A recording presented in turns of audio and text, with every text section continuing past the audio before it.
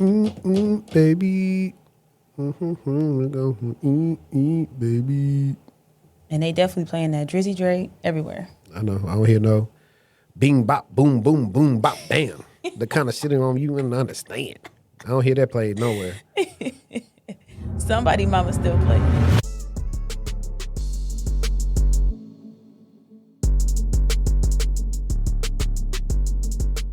Oh, we briefly didn't talk about it, but how was your 4th?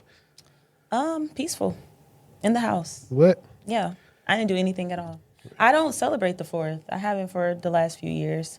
I'm more of a Juneteenth girl. Mm-hmm. If you get it, you get it. I don't think, you want to be honest, I don't think no black people really celebrate the 4th. We just happy to get together and grill and eat. Cause I mean, we can rebrand it. We can rebrand it for sure. Because I didn't have on red, white, and blue yesterday. Yeah. Same. Nobody I was around had that on, matter of fact. It's just a thing of the past for me. Like as a kid, absolutely. Red, white, and blue. Used to be fresh to death. That was when you knew you was finna get a new outfit. Was that how it was? Where you from? All the kids got new outfits around the 4th? No. I mean, whatever you had on. I mean, I didn't really put outfits on, not even outfits, like probably try to color coordinate to like I was probably talking to somebody if that's what they wanted to do. For the most part, we was going down our family's land and we were y'all like outside? Fun.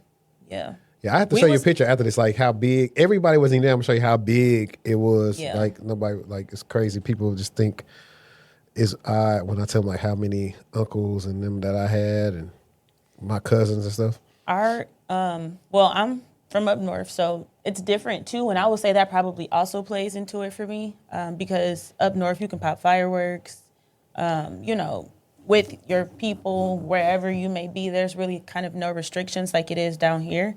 But yeah, the kids get fly. Parents put on their best stuff. You go to your people's house and you might go to a few houses, get you some plates, and you end up at one spot and probably be there for the night.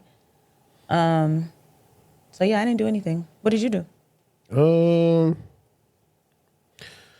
didn't do much. I think went to my aunt's, went over to Marquise's, and I mean, for the most part, we ate. Like the kids let them have fun for the most part, but I don't care about I really don't even care about fireworks. Me either anymore. We're killing the earth, guys. Are we? Absolutely.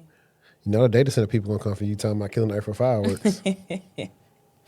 Let me see real quick. But while we're already here, let's get into a fun topic real quick.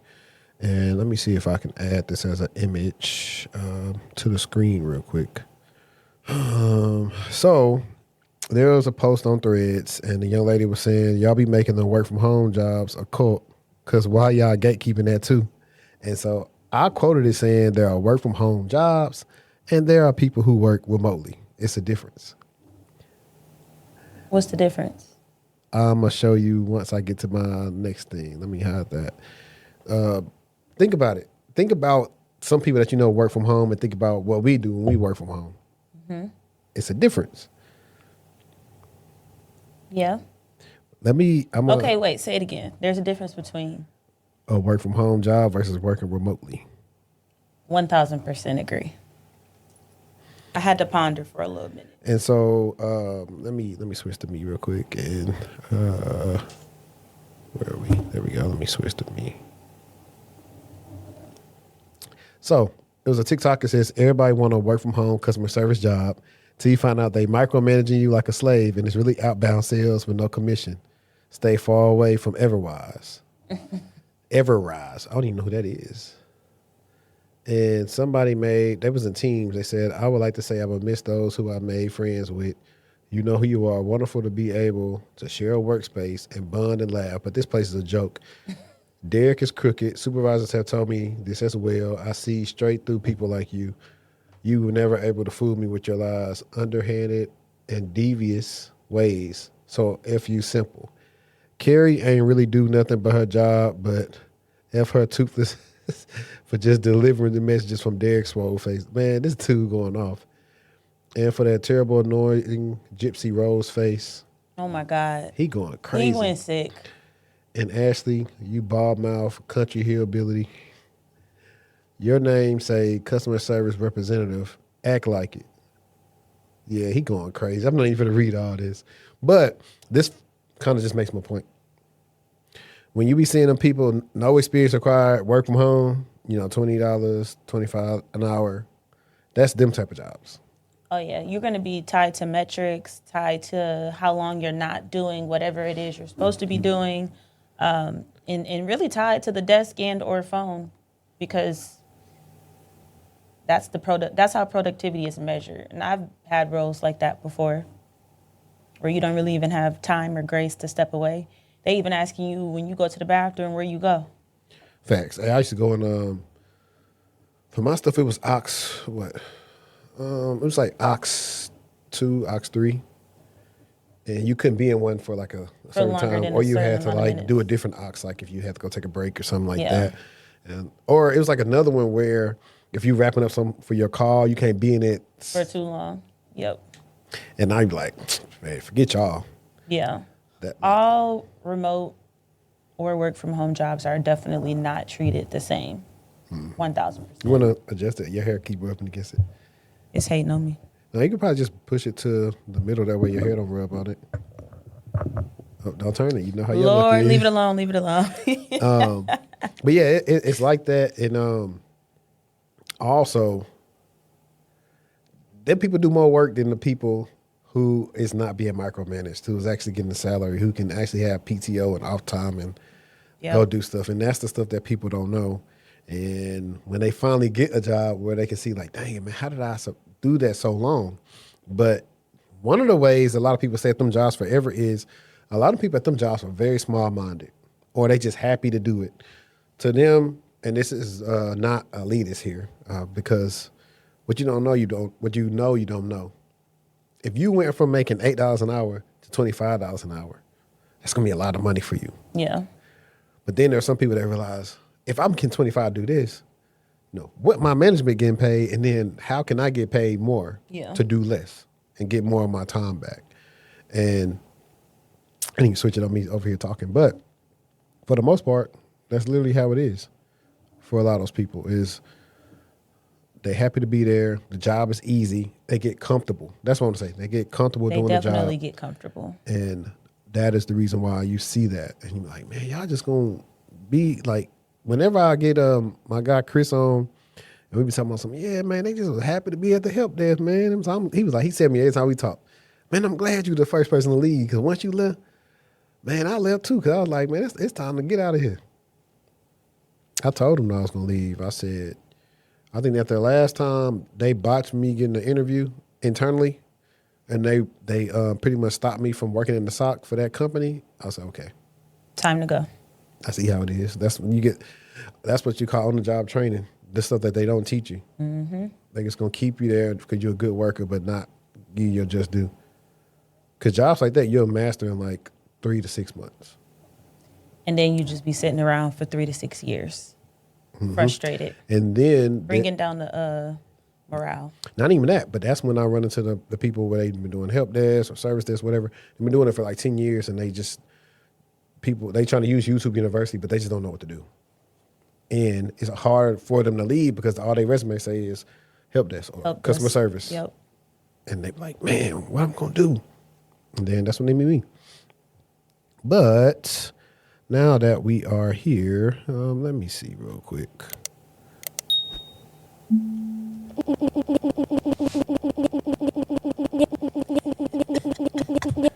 Hey, go. You are now watching the Techtual Talk, hosted by HD and Cybershortieee.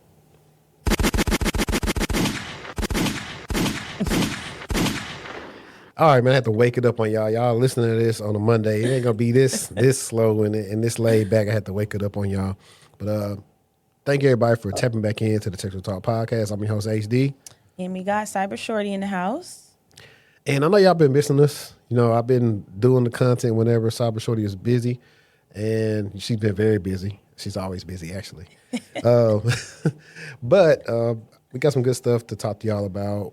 And let me go ahead and put the topics up here real quick for y'all to see at a glance what we're going to talk about today real quick. Give me a sec. All right, y'all. So for some of today's topics, we have the government was hacked, Meta trick people, trick the chatbots. I think there was teenagers to do some AI stuff. AI LLM ransomware attack. PlayStation says no more to physical disc, and 3 million Texas IDs were lost. So we're going to go ahead and let Cybershortieee get busy real quick. All right. Okay, so the government got hacked again. So let me go ahead and set the scene for you. So the World Cup is happening, right? And we have millions of people. We have international teams. We have massive security coordinations that are taking place. And the platform that the federal government uses to share intelligence about exactly these kinds of major events, that platform is what got hacked.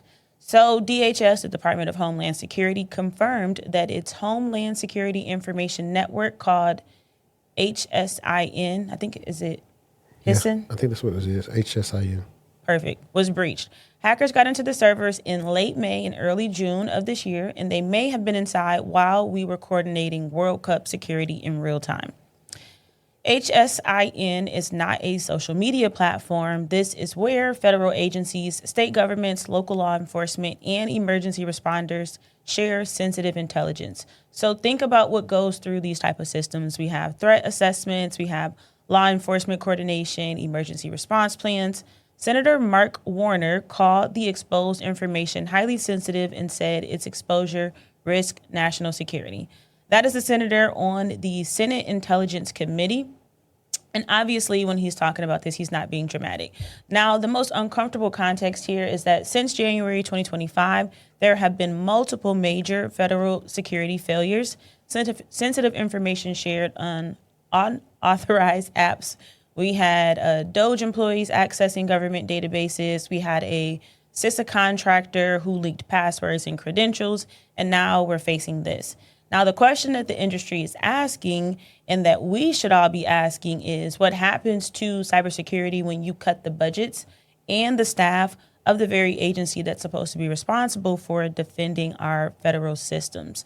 CISA, which is DHS's, their cyber arm, has been seen taking a lot of deep cuts under the current administration. And so the people who were supposed to prevent this had their teams basically gutted, and they probably didn't have the manpower in order to be, as successful as they could have been. Now, the identity of the attackers is still unknown, but what we do know is that a legacy platform with access to sensitive national security information was not defended the way that it needed to be. Yeah, yikes. The funny thing about that is that's most of the government stuff. Most of it is legacy. Oh, for sure. Most of it is not really defended the way that I guess it's supposed to be. So I wonder, were they freaking out? Of course. Okay, so we're here, right, where the World Cup is. The police presence has been crazy, but I was thinking it was crazy due to more like the city is more prone to some type of terroristic attack because there's just so many people. And, like when there's a lot of people involved in those type of spaces, I was looking at it from that angle, not that the federal systems and agencies were compromised. So I guess, but the police presence here has been insane. But you all the way over there. Oh, yeah, because they in Arlington. Yeah. But they've been... They're everywhere. I'm saying not the cops, but the people been... Let's even just talk about, like, the World Cup and the people eating the food. Yeah. Like, they've been going crazy. They've been going nuts. Long John Silver. Forget that. Wendy's. Popeyes. Taco Bell. Chick-fil-A. Ranch. Like, the funny thing is, the people who are chronically online, like myself... Same. They see all the stories about when the UK people were trying to tell us about who food was better and this and that. And we was like, we not listening to nobody that eat beans and toast. Yeah. Like, and then also they came over here, and a lot of the food, regardless of how good it is, it's just not good for you, So I think I seen something that said the FIFA 15 people coming over here. Because how are people coming over here for a month? A month. Their rules and stuff are different over there. The World Cups are big things for some of them countries because for us, we got so many things. You got hockey, you got football, you got NBA, you got NASCAR, you got all these different sports, boxing. Over there, there's only a handful: soccer, boxing, darts. Like, Yeah. it's not that many sports over there. So I don't know. I seen one woman and her family. They went to Hutchins, and They went sick. dude was like, "We can come here every day." Like, I seen a lot of people go to Terry's. yeah. So I've never been there. It's not bad, but But you're not a it's not you're bad. not a meat but eater, it's- so but in my meat eating days, it was good, but it's not Hutchins. It'll do if like it's another spot in Frisco I want to try. It's a black owned spot. do you like beef ribs? If they cook right. Yeah, there's a tenderoni. Wait, what was it? Tendernism. Hey, well, you can't throw them glasses, but if you had some glasses, you could throw them off. No. Hey, look at him, man. No, for real. You got me thinking about what's that song Dre got? Oh, Janice. I like it. Baby. We're going to eat, baby. And they definitely playing that Drizzy Dre everywhere. I know. I don't hear no bing, bop, boom, boom, boom, bop, bam. The kind of shit on you wouldn't understand. I don't hear that played nowhere. Somebody mama still playing it. That and shebang. That's my favorite. I was listening to that on the way here. But I want to talk about, everybody know the fiasco we've been going through with the whole student loans and the save plan, and it's really unethical. First of all, it's always been big business, the fact that you get these other companies to put interest. I do not think student loans, if you got yours through the government, there should be no interest attached to them. These things were put in place for people to better themselves. And I also think that if you graduate, it should be different now. The people who just went, like I said, to get a couple of refund checks and get Crown Vics and stuff. Please get on my face. Please. I'm telling you, it's a thing. Crown Vicks. Yes, you can get one. Please. You can get a Crown Vic down here for like $1,000, $2,000. I'm screaming. The thing only be everybody. Look, I just say this all the time around income tax time. I'll tell people, hey, don't be getting your income tax to go see Matilda, daddy. I tell people that all the time. Going to buy a little lemon. The thing only worked for about 3 weeks. But nah, it's just that. Then you have all these companies. On the cool, if we could have really held everybody to the fire, nobody should have to pay their taxes no more, because they breached a lot of trust by giving people loans to different people that nobody actually said that they want to do. And now people got access to your data that wasn't supposed to. Mm-hmm. And so technically nobody should be able to have to pay the things back. Or they could do this. I actually got a solution for this. Let me go solo. Since they want to act like that with the loans, and since they say by the time we get old, our Social Security ain't gonna be here, well, I'll take it out the checks. Let that go to their loans. No. Yes. I mean, if it's going to come out, it's going to come out. But the thing is, by the time we get to use it, we not gonna be using it. So we gave the government all this free money and free game. and we don't get nothing out of it. That's what I'm saying. We never get anything out of it. That's Yeah. even worse then, though, because by the time some people gonna need that. We always get the short end of the stick. So, monkey on the stick. But, so this article I came across, it came across my feed, and it was just like the parents got, an $80,000 loan and got a yacht, but it says the number going viral was $800K, but the actual story is $80,000. Still wild, still wrong, but let's get the facts right. A woman named Chloe went public after her parents signed her up for $80,000 in student loans to fund her education. And then, as their own wealth grew significantly, they bought a $6 million yacht instead of helping her repay the debt they put her in. That's crazy. You bought a $6 million yacht. Okay, wait. They signed her up. So they did like a parent loan type of thing? Probably so. Okay. But to be able to get the $80,000, I mean, they was pretty in good standing too. Why didn't they pay? These people probably had money to even pay for school outright. I mean, they bought it for sure. They bought a $6 million yacht. She's not asking them to fund her life. She's just asking why they walked away from the debt they signed her up for. And that's the thing too. A lot of kids, that's the first time ever dealing with loans. Nobody. You might got to mess up a loan in order to know what you need to do right and how much you need, because they'll give you all this extra money that you don't need. Yeah, think about it. Like some people's getting like a lot of refunds back. Yeah. Like some people were maxing out, and so when it came time for summer, they couldn't get no money because they exhausted all their financial aid for the year. I just would always try to get like Exactly Might be like what a you little needed. small refund, but not nothing. I never had nothing crazy because when I was on the quarter system, so it worked out perfectly. Like I said, when I left undergrad, I think I only owe like 10 G's, 7 to 10 G's. It was not a lot of. I think mine was about 10. Yeah, grad school is where they get you. Please. Break it down. Here's where this becomes a teachable moment because this story dropped the same week the biggest federal student loan overall in a generation took effect, July 1st, 2026. Parent Plus loans, where parents borrow to help cover college costs, are now capped at $20,000 per year and $65,000 total per child. Before this week, they can borrow up to the full cost of attendance. That limit is gone. And that's the whole thing, too. That's not a lot of money. Depending on where you go. I mean, go to a state school. $20,000 a year. But the thing is, though, a lot of kids don't think about. Granted, my sister, I think she getting like a lot of scholarships, and she gonna be like in the honors portion of the college. But the things I asked her about, she's not worried about yet. But I said you need to because you're gonna be the one that's on the hook for this stuff when you get out of school. Yeah. And a lot of kids are just so happy to go. Oh, I'm going to Penn State. I'm going to here. I'm going to there, and they not looking at the full picture. I was like, shoot, go get you. Look, stay down, get your little IT job, do some tuition reimbursement, and get your school handled like that. They'll even still give you a Pell Grant. Grad Plus loans are eliminated entirely. Graduate students are now capped at $20,000, well, pretty much $20,500 a year, with a $100,000 lifetime limit.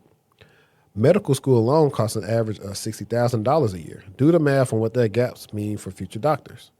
And the SAVE repayment plan, which about 7 million borrowers were enrolled in, has been legislatively killed. Those borrowers are now getting 90-day notices to pick a new plan or get auto-enrolled in the tier standard plan.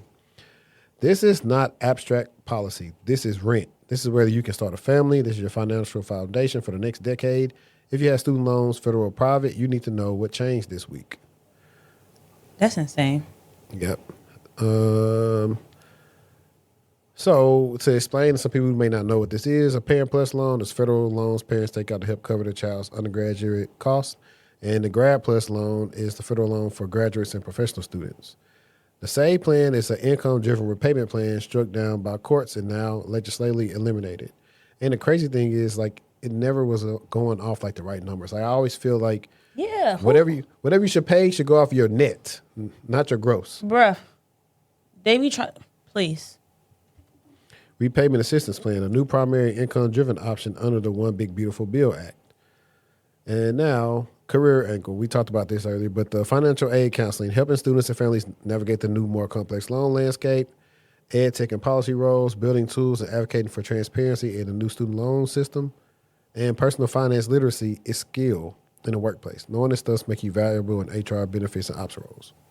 I think financial aid counseling should be provided in high school. It's just a lot of stuff that like that, especially like that senior year, so that you can just better understand. Because I promise you, you're going to spend some time on the phone or walking down to that financial aid office if you're in school. Right.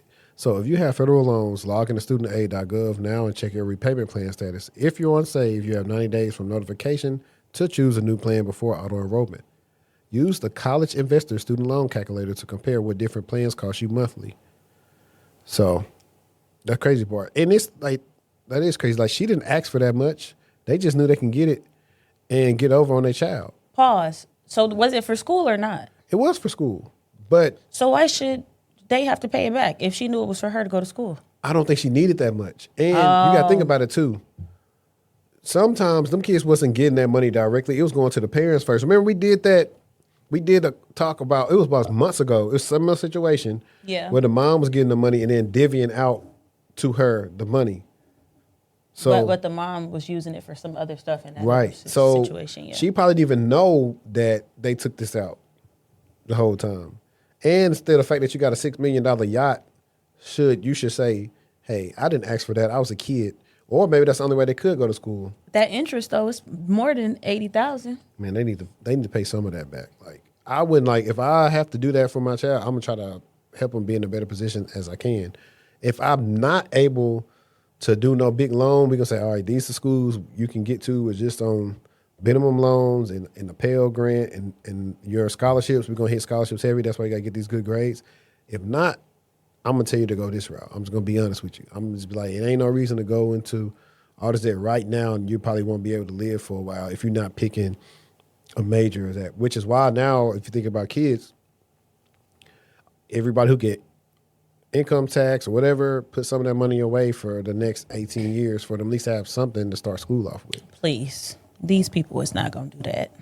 We know, but It sounds good though. But the crazy thing is, it don't take that much. It don't. To me, it could be But people $500. People don't even have much in their savings account. But I'm just talking about. That's why I preference the people who get these big income check refunds. Like if you want your child to succeed, you envision them going to school, or they don't. Even when they turn 18, whatever, that just be money they have so they can start their life, versus having to get it out the mud.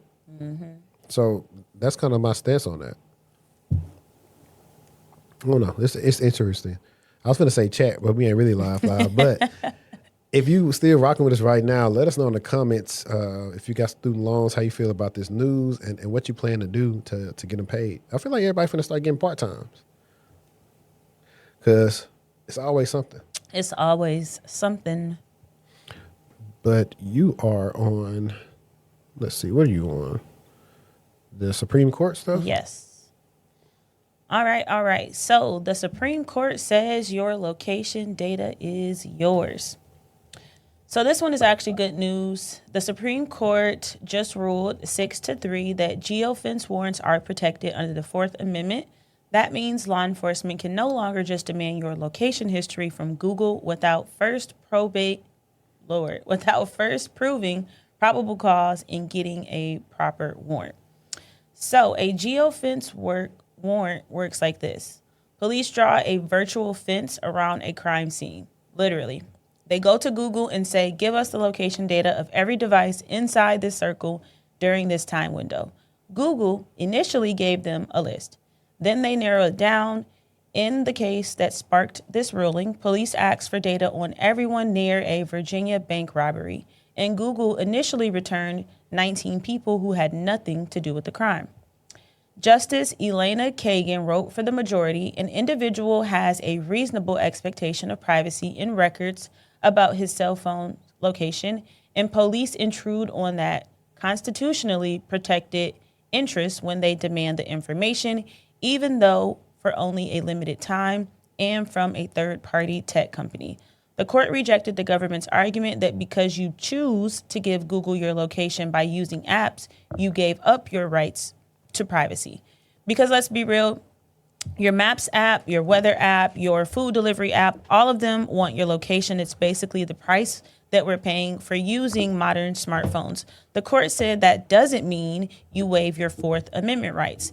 Now, the nuisance here is that the court did not ban geofence warrants. They said you need a proper warrant with probable cause.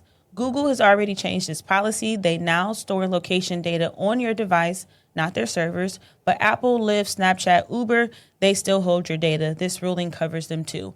For privacy advocates, civil rights organizations, and protest movements, this ruling is important.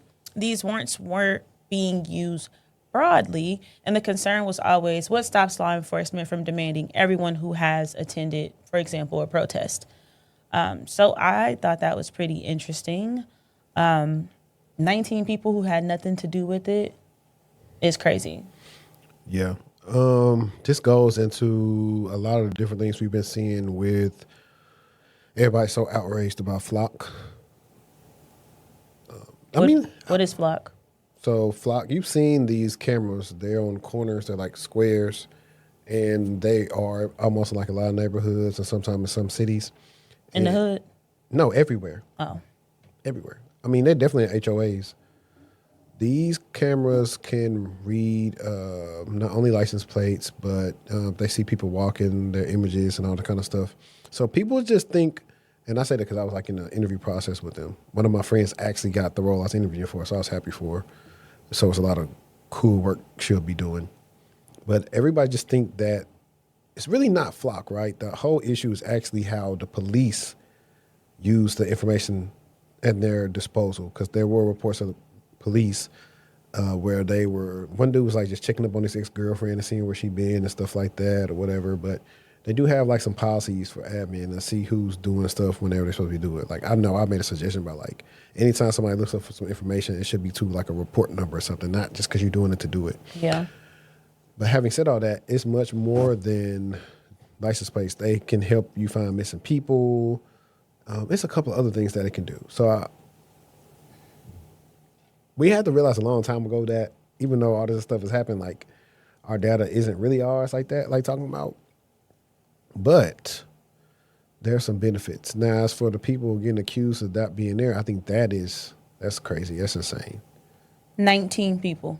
And I wonder, like, I wonder what the follow-up is that. Like, did they get the chance to sue or? Probably not. Or what? Like, because you allegedly, well, I guess I don't know. It's so many nuances with technology. It just truly and honestly, there's just so many. All right. Let me back. You good? Yeah, I was thinking. I know. I saw you. So, top 5 black TV shows. I gotta go first. Yeah. Okay, Good Times, The Cosby Show, The Fresh Prince of Bel-Air. What is that show? We're moving on now. It can't be your favorites if you don't know the name. I can't think The of Jeffersons? the name. Yeah, I love The Jeffersons, and I'm gonna say,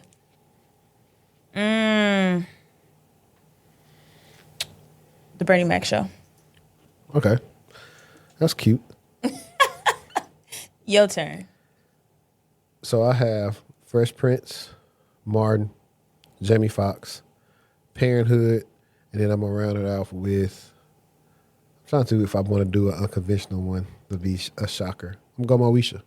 I'm mad because I could have said Girlfriends. There was a lot of stuff I could have said. The Parkers. I just was having a brain fart. Yeah, that's a 5 right there. Which one did you watch most?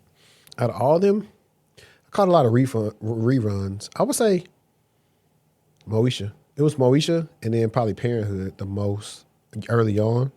And then it became Fresh Prince a lot, Martin a lot. Because all of them used to run just the reruns. Like they made money just off the reruns for sure. And who else was it? Because I could have said America, but you already said that. And who else had? It's a lot of shows. Rock, it's a good show. We could have said Keenan and Kel. Family Matters. I can't believe I forgot them. Living Single. No, not Yeah. that. Living Not Single. that. A Different World. That Different world. Yeah. I mean, depending on what you got classified to, because some stuff's kiddie, but like. I mean, you said black TV shows. Because one of those shows that I would say, is a black show, even though people that's older than us didn't watch it, but it'd be Gullah Gullah Island. That's a black show. I know, but that's what I'm saying. That was a good show. And I would say My Brother and Me. So even though I got one remember season, that one. yeah, we didn't get the chance to watch it when it was out. We got a lot of reruns. There was a black family based in Charlotte, but it was cool. That's the first time I got to see Amanda Seals. She was in that. But no, let us know y'all top 5 shows in the comments. I don't think nobody's top 5 is killing mine. I want to redo, but it's over with now. I think so. Let me see. My next one was the fun one that I think I saw, and it was with the. Let me see. Let me find it real quick.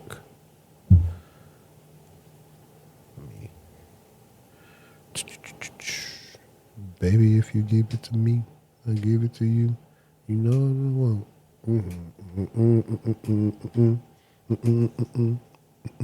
That was a banger. All right. That and don't this hit make my people want to jump. Is that the scary video? No, that's the one that was reenacting like stuff from Rush Hour 2. That video scares me. That's the same. What, really? Were they saying like Harlem Nights from Rush Hour 2? No, where he was like with all the different colors and makeup and stuff on in the video. You probably thinking about something else. Scary. Because it was Harlem Nights. Remember when he stepped on the toe? On her toe. On the video, on Pastor Gavase video, it's the same thing. I do He was remember like, that. do it again. I'll do it again.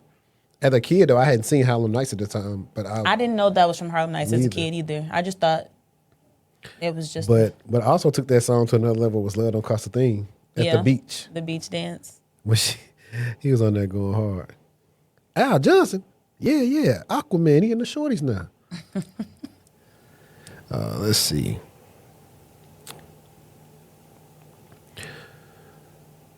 All right. So, Wired reported that Meta hired hundreds of contractors who created fake accounts posing as minors under 18 and then sent those fake children into ChatGPT, Gemini, and Character.ai with prompts about suicide, self-harm, eating disorders, drugs, and sex. Sorry, one more time. Say that again. One more time. Prompts about suicide, self-harm, eating disorders, drugs, and sex.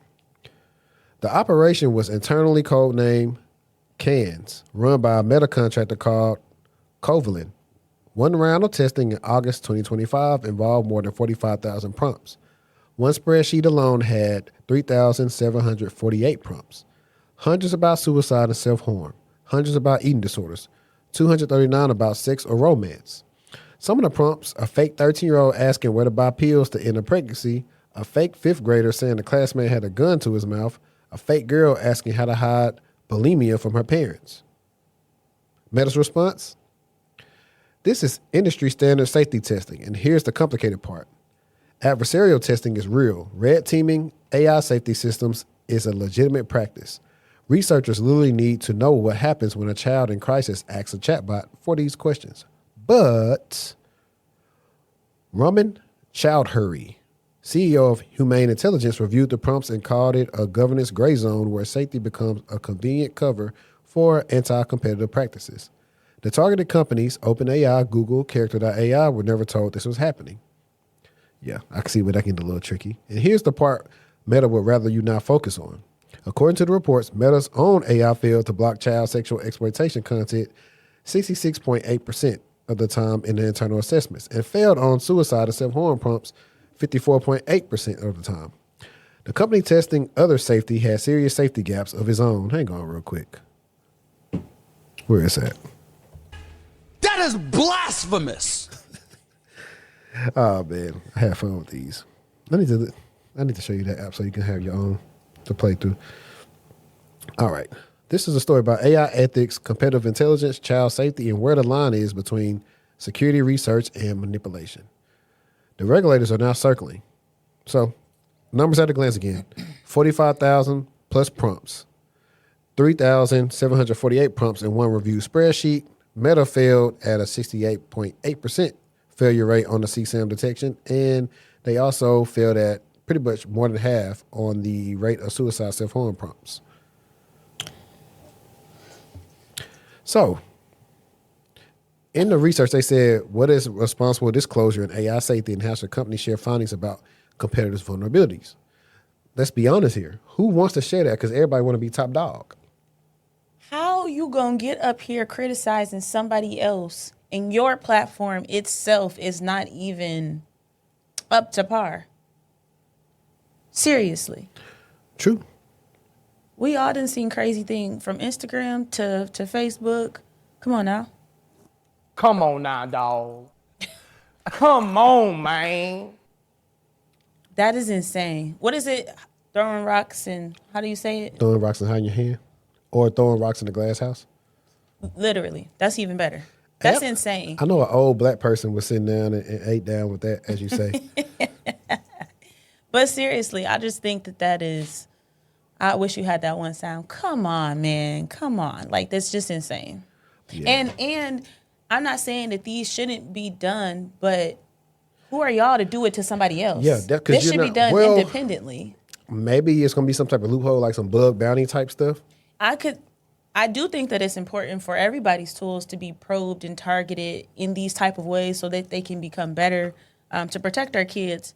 However, Meta, who are you? But I think the issue is going to boil down to, it's going to be to a point now where people are going to have to start verifying before they use AI. So they're going to have to figure out people are underage. Well, remember how we talked about it should be like some type of a kid's ChatGPT and all that kind of stuff. I think it's going to go down to stuff like that eventually because the thing is, it's a slippery slope because how do they actually verify if this is a real ID or not? Or are they going to start working with all the state legislature for the DMVs, have them scan it? Okay, hey, you are so-and-so. You are actually 15. Yeah. We have scanned this. This is what you're allowed to do. But then it's privacy, but hey. Exactly. I mean, we know it is, but that's the risk you take when you start signing up for this stuff because it's it's adopting so much at a fast pace that it's hard to keep people. It Think is. about it. How much when it came to at least technology, how much better at it we were than our parents are. And how much better these kids are than what we were when we were their Some of them ages. really ain't. I think they start off because now stuff is too easy for them. They don't have to figure nothing out. It is. The UIs are a lot friendlier. They don't have to figure nothing out. Yeah. So I don't know about. I don't think they're gonna ever be able to get one on me. They know stuff though. They know how to do stuff. Like I know And they can look up how to. So Natalie was smart enough to circumvent the measure of I had blocked the YouTube regular app from them for using. So she showed Zelly, hey, go to Safari. Screaming. And type it in. And that's how they was on YouTube. But I had already. Thought you had a dummy. Thought you had But that's why I one. always tell people you can't put nothing past No, kids no for matter real. how. Because think about it, 6 and mean, 4. Think about what we were gonna try to do to I mean, we're just using proxies at the. proxies. Thank you. So these kids are. But the funny, so I ain't gonna lie, my girl chewed with that one. She ate. What you said when you caught her? I'm like, bro. I started laughing because it's Because you was blew back. yeah. Yeah. So I was like, I'm gonna eventually put one of them profiles on there. But even then, it just see the thing is, I changed their password so they couldn't do nothing. Their mom will forget the password, so I either have to verbally tell her again or text it to her. And so when she do it, they always watching, and so now they both know their codes. But when I'm going to change them again, they're just gonna be out of luck, and they're just gonna have to wait. They're not gonna know it. It's a chess game with your own kids, pretty much. Hold on, what they say? It be your own kids. You'd be your own kids for sure. Yeah, man. Yeah, man. All right. What you gonna hit them with? Texas fishing license vendor, $3 million. All right, so Texas fishing license vendor leaks 3 million IDs and passports. So 3 million Texans had their driver's license and passport numbers stolen through a vendor that processes hunting and fishing licenses. Texas Parks and Wildlife Department announced the hackers got into their third-party licensing vendors system and walked out with data on over 3 million people. Driver's license information, passport numbers, email addresses, phone numbers, home addresses. Now, what makes this story actually multi-layered is first, we're talking about third-party risk again. The state of Texas didn't get hacked directly. The company that they hired to sell hunting and fishing licenses got hacked, and that vendor apparently had government-issued ID information sitting in their systems, obviously for years. Second, the timeline is suspect. Texas Cyber Command was notified on May 13th. The Texas Parks and Wildlife Department published its breach notification on June 12th. They didn't make it public until June 18th. Meanwhile, a threat intelligence firm called Brins Tech reported in May, which was weeks before any official notification, that a hacker going by WickKid was already selling the database on dark web forums, which means victims' data was being sold while they were still waiting, obviously, to be told. Third, this appears to be part of a pattern. The same actor, WickKid, is linked to a similar breach at Virginia's Department of Wildlife Resources, which also uses a third-party vendor for hunting and fishing licenses. One vendor, multiple states, is proving to be a systematic vulnerability. So if you are a Texas resident who has a hunting or fishing license, enroll in the Crow credit monitoring that they're offering. The deadline is September 14th. You can also call 844-959-7123. Some other things you can do is freeze your credit on all 3 credit bureaus, and then watch for phishing related language because that is likely what will come after this type of incident. Passports obviously can't be canceled. They're valid for years, which makes that theft for anyone who was compromised in that way a lot more dangerous as well as unfortunate. Yikes. Yeah. And before you say anything right here, I'm gonna make a mental note to put aura right there. Yeah. Boom. So go back and listen to that and put aura right there. Now, I was looking back through your notes as well because I was trying to see that they name the vendor that's responsible for that. And I don't think they did. They didn't. So that's interesting too. It is. So if I was you looking for a job, I'd go look for these people. Because third-party risk is always that thing. And that's why a lot of companies are hiring for that now, because it's like such a pain. It's such a pain. It's a sore spot. I don't even think You can't dictate what they got going on most times. Yeah. That end is like, I don't think... And they can lie too. Like was another one, LastPass got hit again, but it really wasn't on them. I seen that. So another third-party risk, man. Another third-party risk. The crazy thing now, though, is back in the day, there was no R's and all the other companies that people could go to do their identities and stuff real time. But now it is. So at some point, that little offering that free stuff from Equifax and TransUnion, they're going to have to do something else because we can already pay for our own. So that's interesting. And now I think let's have some fun. Some more fun. Where are they? That's my have some fun dance. I'm gonna just read it like this. I'm trying to get my people always hear me saying service scandalous. Speaking of, I was going back listening to some of their old catalog, and they have a story that sounds just like your book. It's not saying one for one. Ooh. That podcast I'll be sending you, they call Service Scandalous. Did you send me that episode? Not that one, but it's in short, it's crazy. But I think the girl's ex-boyfriend or something from college was stalking her, and she was married at this point now. But they even found something. Her mechanic took her car apart, found something tracking On her. the car? Send me that one. It was. I was like, man, this finally sound like hostile takeover. It do sound like a hostile takeover. And then, but it wasn't nothing like hostile takeover because her man wasn't acting like Marcus. He was soft. Nah, he actually was trying to downplay it for her in the beginning because he didn't want her to worry, but he was already kind of looking into the threat. Nah, he was looking into the guy and doing a little research on him and building his case. But he was trying to just say, hey, stop being so predictable and all this other stuff. But it didn't matter because she was being tracked. That's so scary. For real, for real. Something on your car. Speaking of, while we talking about that, did you see the situation with the woman and the man in the parking lot at Walmart? No. It was a road rage pretty much over the parking spot. Now, I don't know what happened with the whole road rage incident, but something happened and the lady got out of her car because it was in Florida, so staying ground state. And the guy kept walking towards her. She kept on saying, hey, back up, back up. Now, technically, at this moment, it's kind of, the law's going to have to be in play here, right? Because it's hard to determine what you feel like you should be scared of your life, what I'd be scared of versus what you'd be scared of. Like if a guy's coming at you, no matter how big or small he is, and you say, hey, back up, you are going to be scared. Now, some people say, well, you should have just ran away. And man, you're scared. It's fight or flight mode. And she telling him, back up. And she trying to back up. And he kept on coming. And she shot him. She didn't try to kill him, but he ended up dying from the shot.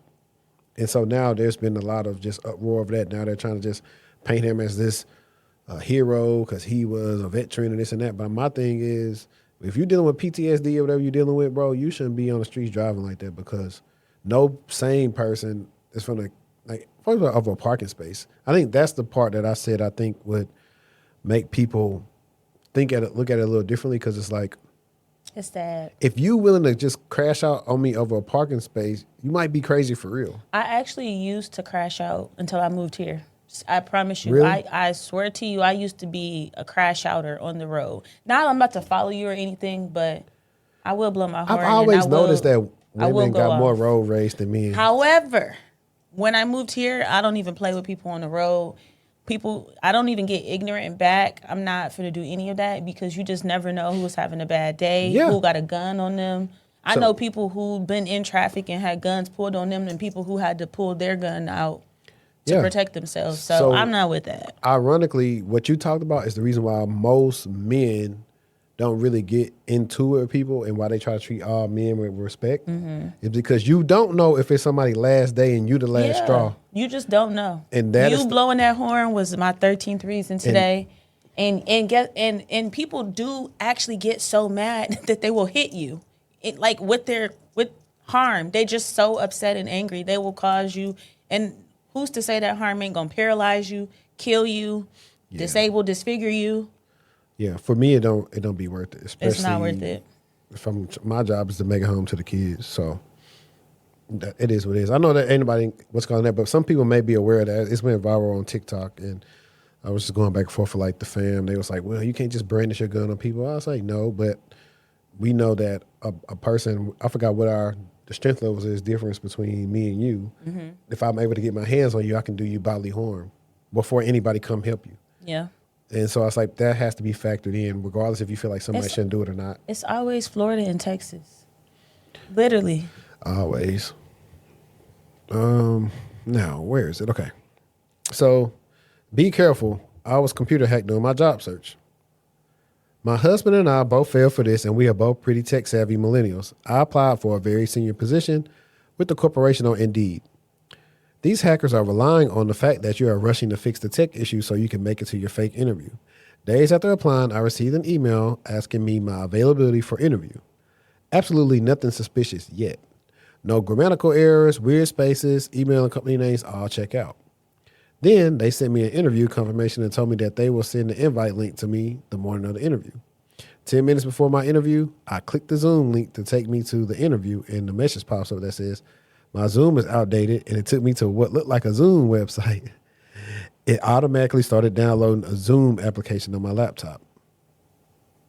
I tried to open the application in my downloads folder, but Apple wouldn't let me open it. It went back and read the company's email.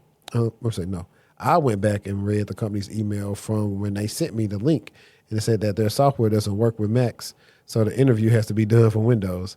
Yes, I know this should have been what woke me up.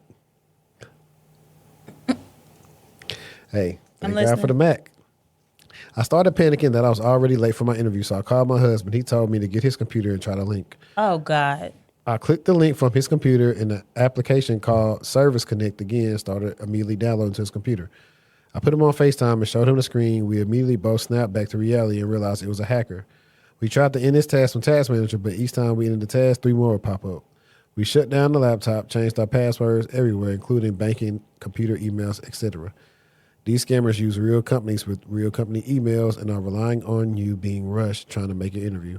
Not really thinking or paying attention closely. Never thought my husband and I would fall for something like this. No, you fell for it. I was going to say, she talked about my husband and I. Your husband wasn't even at home. No, you fell for it. You used your computer and then infected his computer. Yeah, like she fell for it. And that's exactly why if anybody ever asks, can I use your computer for what? Mm-hmm. Let me see what I would have. This would have been me. What? What? What? I would have been like, come on now, man. Like, and I need to go through these comments because can we see the email? Because clearly something was missing. Mm-hmm. It was probably some domain spoofing going on there. Had to been. Let's see. .corn, .con. I just want to see if somebody, like, there's nothing.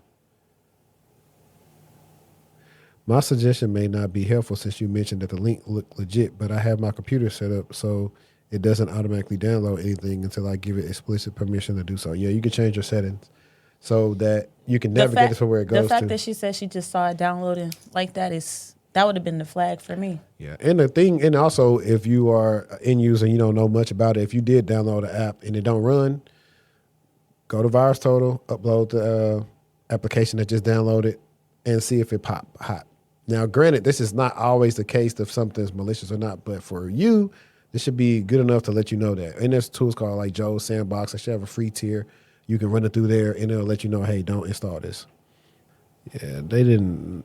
I wish nobody went in here and said what the title was. So it was that one. I thought that was cool, and then this next one, let's get into it real quick. And it was, they received a verbal offer and then got ghosted instead. And this economy is crazy. It's happened to me before. Not sure if this belonged here. Anywho, I had an interview with the company for a sales role last week, Monday. Was excited because I've been depressed and unemployed for months at this point, so I was willing to take any job I had experience in. Had a 45-minute interview 45-minute interview with the manager. Seemed personable and quite chill, so it gave me an idea of the culture and what I could possibly expect as an employee. It all looked great on paper. Manager said I'd be a good fit, great experience, great interview, and that he knows I can do the job. Asked when I'm available to start, etc. Then says, perfect, HR will send you some documents today or tomorrow. I'm showing gratitude and how excited I am to be a member of the team. He responds back in a way that wouldn't make you question if you didn't get the job either. All this just to get ghosted in the end. I even sent the follow-up message, absolutely nothing. Definitely tanked my self-esteem because I felt like an absolute idiot. I finally found another job, thank God, but still. Has anyone else experienced this level of brilliant acting? What is the point? I'm aggravated. What is the point? What is the purpose of playing with somebody like that? I mean, obviously, yeah, you got their information. I don't see, it be so much BS that be going on from like the rec automatically starts getting pulled back. So What would be the point to play with somebody like that? I think sometimes it be out of the manager's hands. Like I've But seen say something. they It's be, not saying nothing is I agree. trifling. That's tacky. That's just like agreeance. Let me see. Okay, so this wasn't long, but I mean, I've been through this before. 2018, right before I started my working for Optiv, I had an interview with this company called Talent 101 for Texas Instruments. I went through the interview. I'm talking about, this is why, I think I posted this before. I'm talking, when I've said plenty of times where I'm from the era where you had to dress up and interview. I'm going there full suit on. You went in person? Yes, this is 2018. Full suit on, tan, blue tie. I could probably find a picture. What's it got? Brown band on the watch was gold. Man, He gonna insert the clip, y'all. listen, the dude, I'm like, he was, oh yeah, man, you look nice, whatever, woo-de-woo. And I got emails in there where I'm just crashing out because at this time I needed a job. Too, for real. I was like, bro. I was going to ask. Yeah, because he said so many words. Hey, all you gotta do is come back in here and meet the team, but you pretty much got the job. He said that so many words. And I kept on emailing them dudes back and they never said nothing back. And so I was pissed off because I'm like, it was like right around my birthday. I'm like, all right, cool. I know I just landed a job. We out having fun. Just for me not to get a job. So I was really pissed off at that because it's like, bro, I woke up early to drive to y'all twice to talk to y'all in person. But there is light at the end of the story, or as I said, at the end of the tunnel. What had happened is I didn't get that job, but I ended up getting the job for Optiv. I got offered the job for Optiv in, what was it, May? Yeah, I got the job offer for May in 2018, and I started in June. But here's the funny thing. When Optiv was building out their new team to support, I can say it on here on my podcast, we were supporting Disney, the Disney contract. One of the guys on the contract was from Texas Instruments. And I was telling him about my situation. He said, man, you dodged the bullet. They don't know what they're doing. They just hired this woman. She don't know what she's doing and all this other stuff. So I was like, you know what? As far as mad as I was, I'm glad I landed to where I needed to be. And what's for you is for you. Even though you maybe experience frustration along the way, like he said, you dodged that bullet.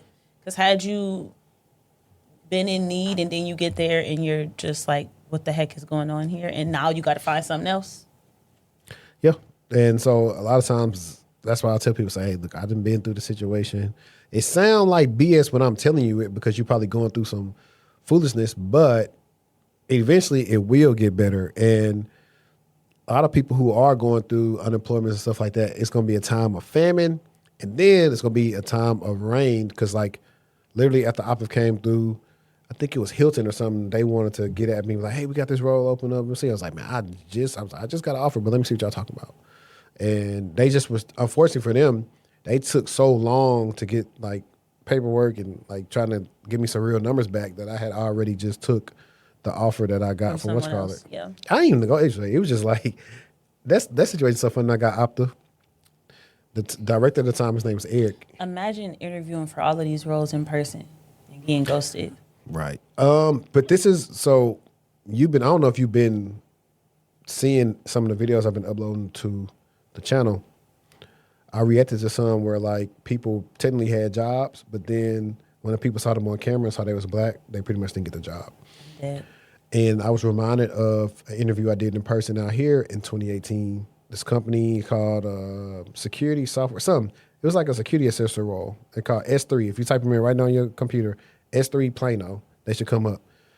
And their office is off Preston and Park. And I remember going there, and he's like the whitest of the white type of people in their suits and stuff like that. And I was like, I'm just probably the person they just interviewed to say they interviewed a black person. And because it didn't make sense that when I got denied, it's like, yeah, I didn't have the experience they were looking for. I was like, y'all knew my experience before I came and sat down with y'all. And so these are kind of things I've just been talking about because everybody goes through them. But back to my story about working at Optiv, how that worked out for me so good was the director called me the next day. He said, hey, I heard you interview with Mark. The funny thing is I did not interview. I swear to God. Mark hit me to schedule an interview, and he forgot to call me, and we didn't have our interview. But I love when that happens. I still got the offer. I love when that happens. It was crazy. He called me next day. Because of that, they have to put in something good because it's going to look bad for them. So they got to give you some good kudos there. Yeah, he's like, I love when that happens. That's happened to me before, and I did get the job. He was a real one though. He was like, hey, what you was making the last spot? Hey, I was making so and so. Now, granted, I could have negotiated more at this time, but I was just so happy to be talking to somebody about getting the job. He's like, all right, I'll give you $10K more, and then we'll give you like $10K bonus or whatever. I was like, bet. And it was off to the races from there. And so that's why I be telling people, I was like, that's about a 4 months span. I was like, sometimes it don't work out, but sometimes it do work out. Yeah. But hopefully y'all like that little story time. If y'all want to know more in depth about that, I think I have like a playlist on here with like my whole career progression. Now this more recent part, I ain't said much about that. I won't give y'all some tea on that until like years to come, but it'll definitely, it might be some Patreon videos that be on there just for a while. So yeah, that's that. PlayStation. Do you remember no commercials? Yes. That's why I'll try to say it like that. I remember the gray one. The first one. Oh, the PS1? Yep. I remember when I got a PS3. That was the first, or was it a 4? I think it was a 3. That was the first one that I got. There you go. It's up for you. All right. PlayStation kills the disc, January 2028. So this one is for the culture. Sony just announced that starting January 2028, new PlayStation games will not be released on physical disc, digital only. The era of popping a disc in is over for new releases. Sony's reasoning: physical game discs account for just 3% of their gaming revenue. 78% of full game purchases last year were digital downloads. The writing has been on the walls for years. This is just Sony making it official. And it's not just Sony making the move. Grand Theft Auto 6, GTA 6, the most anticipated game in history, announced its physical edition will be a box with a download code inside, not a disc, a code in the box. Rockstar called that the physical version. The internet had thoughts. Here is the tech and privacy angle that doesn't get talked about enough. When you own a disc, you own the game. You could lend it, resell it, play it without internet. The disc didn't care if your account got hacked, if Sony had a server outage, or if the company decided to pull the game from the store. Digital ownership is not the same. You own a license to play, and licenses can be revoked. Sony just shut down the PS3 store in select markets. Once that happens, if you don't already own the digital game, you cannot buy it again. Games disappear, studios close, licenses expire. The history of gaming is being locked behind platforms that don't have to preserve it. The cyber lesson here: this is a digital rights and data ownership conversation. Understanding who controls your digital assets, whether it's games, music, software, or documents, is a conversation that extends far beyond PlayStation. Wow. About time. Yeah. About time. I mean, I do get the argument in saying licenses do expire. Things will go away. You had it 2 years ago. You won't have it in 5 to 10 years. I got the perfect scenario. What? Think about when the last time you've been in a car with a CD player. Because my cousins and I, we were talking about that the other day. No, not a CD player, a 5-disc CD player. Did I have that in my maximum? Really one of them ones. I think I had that in my maximum. But no, not only that, I think like the rights been on the wall for a while, because even sometimes back in the day, like on Xbox, if you put a disc in, I think you had to be online or something, had to verify like the game. It was like a whole bunch of crap where back in the day, somebody give me the game for $360, I just put it in and play. The good days. Bring your game over.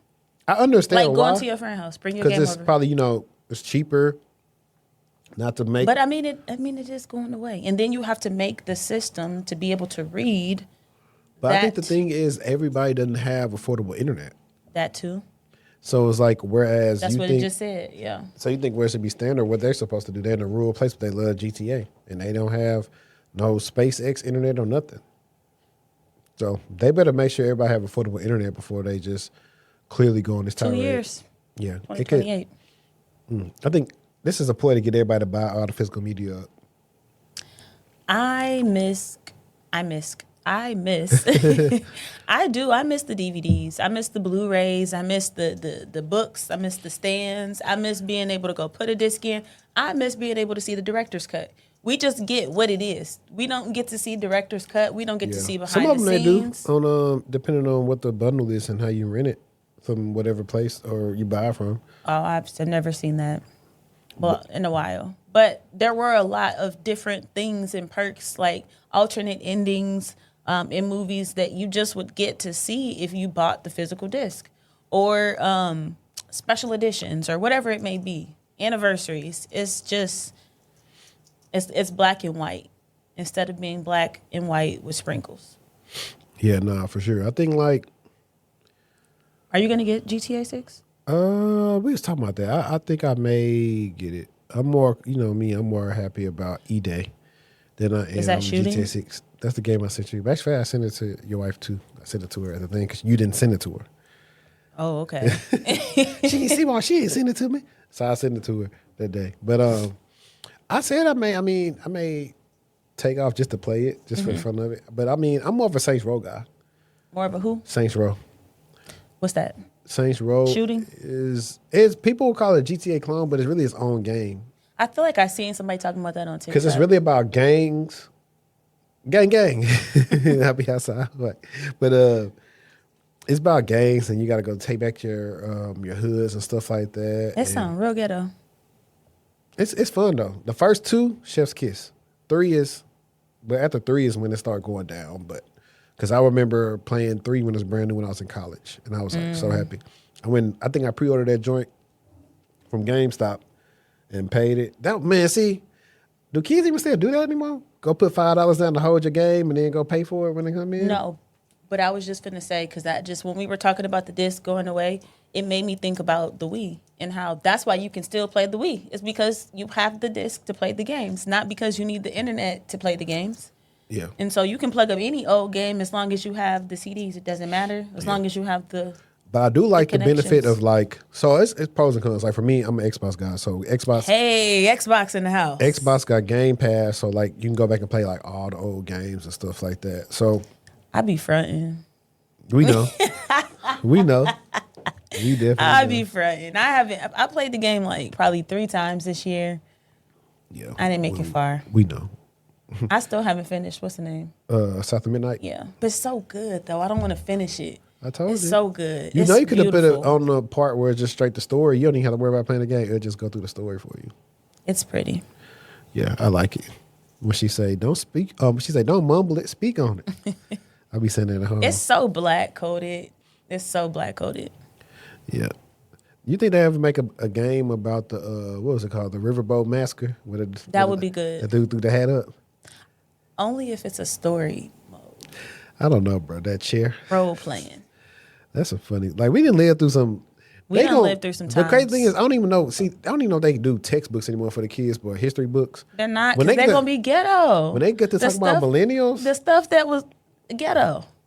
Literally. a lot of stuff. All these challenges. We was listening. What song was that? Oh, you remember when people was doing the freestyles for Geeked Up? Yeah. And it was like, I'm in the kitchen doing dishes. My mama frying chicken. That Yes. stuff right there. We was talking about that yesterday because Geeked Up came up on one of the playlists. Remix. AB had one. Talking about he was in the Waffle House. Do you be seeing him and We Dean? should have a cipher. You know, in a perfect world, if I didn't have to work, we could definitely run it up and just start streaming on Kick. We just got to get the people with the backpacks to follow us. Who is the people with the backpacks? So they got these streaming backpacks. Oh, no, you're talking about. Yeah. Yeah, they And expensive too. it's worth it though. It is. But the crazy thing is you gotta get people to watch good it. connection. I think if we were I'm too old to out- stream. No, we fun.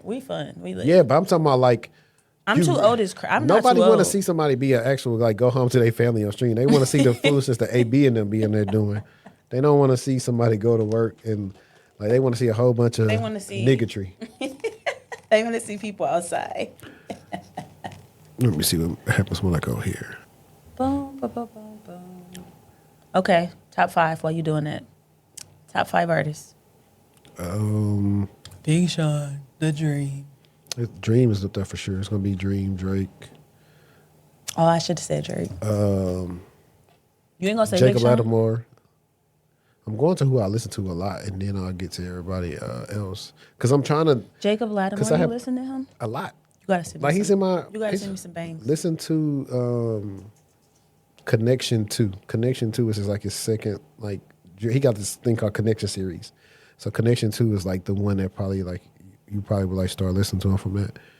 I'm trying to go through my totality of like, out of all my phases when I would listen to different artists a lot, like, cause it's so like many different people I would like listen to. You all right? Yeah. You said 3. But I listen to Big Sean a lot though. Sean Dunn. But I'm trying to get it out of. So I'm also trying to get it out of just like rappers. Like I have to go through my thing and see because it's like no, it's not even who I consider the best. It's just what I listen to all the time. You know what? I'm with you there. I got you. I just said top 5, not your Yeah, favorite. Dream, Drake, Jacob, Sean, Ty Dolla $ign. I listen to a lot of Ty Dolla $ign. Surprised you didn't say J. Cole. I listen I know to Cole. I I listen to Cole, but when it comes to playability, outside if I just want to hear some raps, he don't have it as much. That's why his album fell off the chart. It's gonna be like the people I name. It could be people we never met, and I could just play some Ty Dolla $ign. We'll be vibing. I could play some. I could figure out whatever Drake mix on put. We can vibe. Hell, I can put the Sean mix on with certain songs Sean got. We can vibe. Like I be doing child stuff. He finally did them songs with the Detroit artists. So like that song he got called Work Some. I'm like, Natalie, say you work some. Oh man. But I'm thinking. him. That's a really tough question. I'm gonna go Party Next Door, number 1. People I listen to the most. I listen to Ari Lennox a lot. The only song I really like from her is Pressure. I like her Chicago boy era.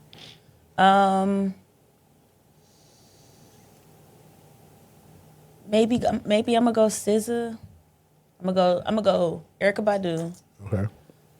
and probably Anthony Hamilton. They said that nigga made music for people that walk to work.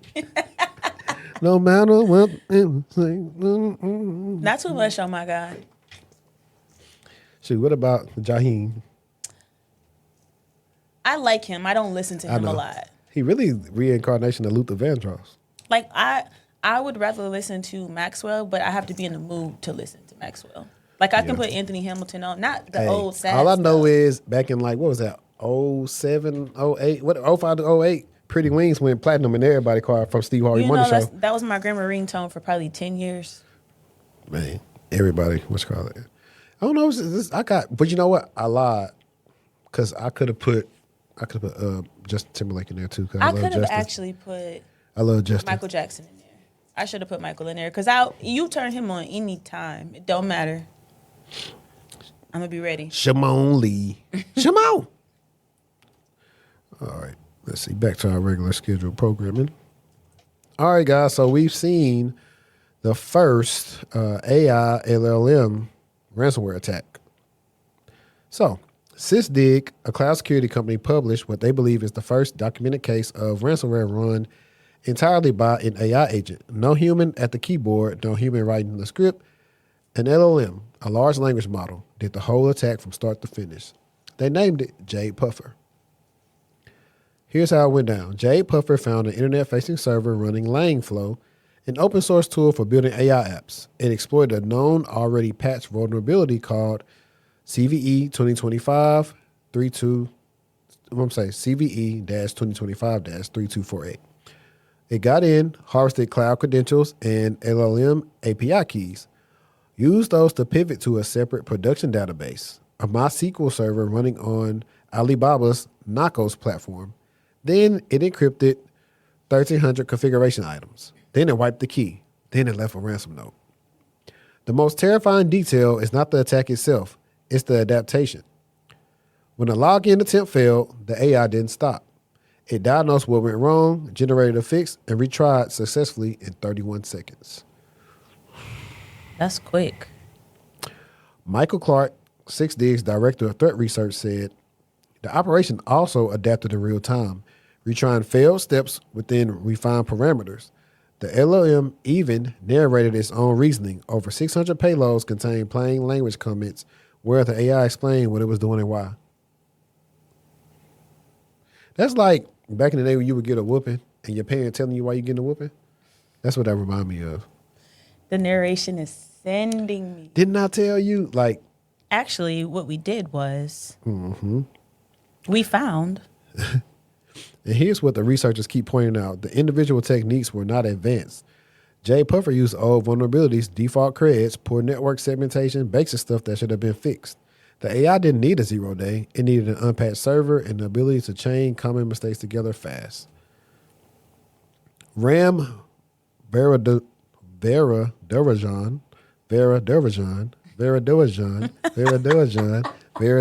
but Ram Vera Durajan, CEO of Alcavio, put it best. The skill floor for ransomware just collapsed from a skilled human operator to whatever compute an agent costs to run. That's the era we are in now. So here's the attack chain. The initial access was when they exploited the CVE 2025-3248 in the internet-facing Laneflow server. Then they did the credential harvest, which they stole the cloud credentials and LLM API keys stored in Laneflow. In the lateral movement, they used the stolen creds to move to the MySQL production database and running off the Alibaba Nakos platform. And then the exploitation was they used 2021 They used 2021 I'm getting tongue-tied today. They used 2021 authentication bypass flaw in Nakos to gain admin access. Encryption was they encrypted 1,342 database configuration items and key destruction, deleted the decryption key, payment would not restore the data, and the ransom note. Left ransom demand recovery impossible, even with payment. Yikes. It's getting scary out here, man. I'm telling you, these agents, learn how to build them, learn how to protect them. Like, I know they was like, hang on, where is that? I can't find it no more. But yeah, man, that's scary stuff. But it's just kind of, you know, all the stuff with Mythos and everything else. It's just the fact that, hey. Oh, we didn't even talk about how Fable had got. I saw the Fable 5. Yeah. Quickly. Shut it down. Yeah. It's going to be this cat and mouse game. Who can give the most? Like, we had a whole bunch of topics I didn't put up there. Like, OpenAI only offered, like, the U.S., like, a 5% stake. And then, you know, people want more into the company. So, yeah, it's a lot of stuff. I tried to not make it, like, super drawn out, and I want us to have fun with some of this other stuff. Now, I'm the president of the fun club. Did you know that? The what? I'm the president of the fun club. Have you ever been in the Turtle Club? Turtle. Let's go into... this is one of the ones you had, so let me find this. Okay, it's only 50 seconds. Tiki-taki. U.S. companies are hiring up to 20% less compared to 2019, according to LinkedIn. So here are some of the majors with the biggest drop in hiring: communications and journalism, business and marketing. And take a look at number 2 and number 1, computer and information sciences and engineering. Of course, we're all thinking about AI and the emergence of that. Sure. But, you know, I wanted to bring this up because this has happened. If you look back historically in this country, there's always these moments, whether it's the Great Depression, the Great Recession, the dot-com boom, or even when it comes to COVID. Like, there's always this correlation to what majors you should be focused on and where you might have to pivot if that is your focus from an educational standpoint. So always be willing to call an audible, as we say in football, especially if you're paying attention to what's happening in this country economically. Yeah. Yeah, he was a wide receiver. Let me go back to The name of the degrees. So he said it was marketing. You got CIS, interdisciplinary studies, and communication and journalism. Yeah, I can see how a lot of those are being impacted and 20% down. I think one of the reasons why is just some people just not leaving jobs. People are staying longer when it comes to working at different places, in my opinion. I don't think that you should necessarily get so discouraged that you're like, okay, I'm not going to do this. But I think that you need to know what's going on and have a game plan on how you plan to stand out versus just kind of going with the traditional path and the traditional flow, because things are very, very untraditional at this time. So don't get discouraged if you got a CIS degree or you're going to get an engineering degree, but do think, what else can I do in addition with this to help make me stand out as a better candidate? Yeah, I could say they read the numbers. Like I said, my little brother just got his CIS degree. He got a job? He got his first job. It's entry level. But I think that's too, like hiring, what are they going to? I think the nuances in that is definitely different, because I've been seeing the people that's either doing software engineering or whatever complaining. And some of the stuff will backfire. Like, matter of fact, did you see that Ford had to hire them people back? Yep. Actually, didn't they hire like some folks that had retired? I don't know. Now, that, I did see something along those lines, though. Yeah. Yeah, that actually would have made a good topic to talk about. How humble you got to be to call them people back. Hopefully they gave them more money too. Yeah. Because like, why you fired me in the first place? Because you gonna spend more money on these tokens than you did with me. Ooh, the tokens is crazy. Yeah. So I don't know. That's interesting. I would probably say the people who maybe might be new grads or something like that, if you've been struggling in the market, let us know down below and get with us on that for the most part. Now, I wanted to, that's not what I need. I wanted to talk about actually a fun one. Let me quit all those. And it was one about black and brown people. I'm going to just say black people, because I don't know why they be trying to say black and brown. I don't know who they consider when they say black and brown. Just say black. Say everybody else. For real. Because, I mean, I don't know if you're considering you talking about Hispanics or you talking about other people that's brown, when everybody don't operate the same in corporate. So that's kind of how I feel about when they try to say, oh, black and brown people. Black and brown people have no place in corporate America because we're not cowards. A little bit Asian, right? Let me explain. Cowards run corporate America. And the problem is that if you're black or brown, you were raised to speak your mind, don't lie to people, have strength and courage and perseverance. And all of these virtues are amazing for just being a good human being. But corporate America is mediocre. They're cowards. They don't want strength. They say they do. They say they want people to speak the truth. But if you do, you are now their enemy because you're exposing mediocrity. And the way that we were raised, like the culture, we would never betray people. We would never stab someone in the back. And all of them in corporate America will do that. And so we're looked at as a threat inside the system. And not enough people are talking about this. And the only way we can make change is by us being fed up, like enough is enough. And for me, I had a 20-year career in financial services, and it was great for the first 80%, but the last 20%, I just wasn't going to conform to them. And I decided to leave and become an author, and I wrote a book on this called The Corporate Coward, available on Amazon. But I'm realizing I don't know if black and brown people are going to be able to have amazing careers because we're not going to sell out. Sure, maybe some of us will, right? But the ones who are like true, like holding down to their core of how they were raised, it's not going to work out for us in corporate America. And I think we just need to talk about this more. Send this to somebody in corporate America that is from the culture that has just had enough, right? Enough roadblocks, enough drama. And again, I'm not throwing shade on people who are white that are not cowards, right? I'm just speaking higher up in the hierarchies of corporate America is filled with cowards, and it's just very hard for Black and brown people to excel in that environment because we're not them, and we never will be. Okay. I don't like how we always give this rap that everybody that's Black has a horrible experience in the corporate world, because it's not the case. Now, do we have a lot more things that we're facing? Yes, but is everybody that's Black struggling, having a hard time, don't have good corporate experiences? No. I think so. I don't think that's what his angle was. I think he was focusing on the majority. So I think The majority is still a lot. Yeah, but I think it is if we had and you might can even ask Claude this. It might know the answer. If you was to ask Claude right now, hey, how many CISOs are of African American descent? If you was to ask that right now, let's see what percentage it give us. I can't even spell. And what he was getting at was the people who have to work for mediocre leadership. And we know that these people are mediocre. We work with these people who've been in places 20, 15 years, and they trash. And they purposely put you through a gauntlet or make your interview harder than it's supposed to be just not to hire you. Or they can nitpick any one little thing not to hire you, then the person that they hired is a person that's not better than you.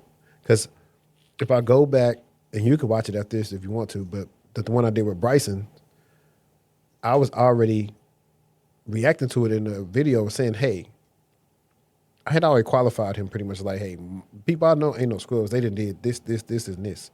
And shortly after that, he had qualified himself what he was saying all his background was. So I was like, that's typical. It's like I do want to say, if I'm gonna be honest, I think since old boy been in office, I think stuff has been a little bit rougher when it's come to interviewing, and they're not really being way for protect candidates. Like I stated, why does one no got to mean no for everybody? How do you know that person wasn't biased or was on some BS? It's why I said companies love to use them little bots when it comes to recording your interviews and getting feedback. Hey, let's figure out how we update the bot so we can make sure the bots is checking how you look on camera and see if you're not being discriminating against people. Let's see your face and look what you like. If you turn your camera off, why you turned your camera off? Like all those different things it plays into. Or, like he said, if you speak your mind, which there's a tactful way to do it, but you probably will get labeled to be a troublemaker, hard to work with. I reacted to a video of the young lady stating how she just got fired from a law firm job, and they were trying to say she was difficult to work with. But really, she was just holding the people accountable because they kept on trying to put stuff on her that wasn't her fault. So every time somebody would ask her to do something, she would start screenshotting it. Or when they would try to call her on Teams or something, she would record it because people was trying to make it like she was the one dropping the ball, to the point where they let her go, and she had so much documentation where she actually said she used ChatGPT for the strategy and she got a payout. But I think that's what he was referring to, because he said he had a decent career in corporate and finance for a while as well. So I don't think he was talking about the people who were being successful. I think he was just talking about how in the basis, and we also talking about like, think about there are certain orgs that are better to work at versus most orgs when it comes to actual diverse. Like if I could just take it off of being black, like we just talk about like diverse teams and leadership. Like it's rare to see. Like you're gonna. It says 6.8% of CISOs identified as Black or African American. Exactly. Now somebody is gonna say, well, it's not that many people that went to school for this, and I'm gonna say BS. I'm also on all them leaders. If they did hire somebody that's Black, I bet they're more qualified than the person that's running it. And so that's my thing. I was like, I found it's okay to do the IC stuff, but I found out when you really want to probably try to make changes org-wise, culture-wise, it's so hard when you ain't got the complexion for the protection. I found that out for myself, firsthand knowledge. And that is a sucky part of just doing it. And it's not no woe is me thing. It's just literally calling it like how you see it. Because everybody will say, oh, woe is me, or you crying. Nobody crying. You just kind of, when you know what it is, you just you accept it and say it is what it is, and go on about your day. And you try to start strategizing how you're going to move a different way that you know that what you thought you would have been able to do 10 years ago, you know do that now. that's not going to be your thing. So that's when you say, okay, I'm going to pivot. I need to build out my network, and I need to figure out how I can start working for myself and leverage this based on what they do and all this other stuff and why you don't get a shot. Because it definitely, I did interviews before with people, whether it's been, especially it used to kill me sometimes when it would be like white women. I'm just keeping it a bean. And I go look at their experience. I was like, we've been in about the same amount of time. How did they get these opportunities and I didn't?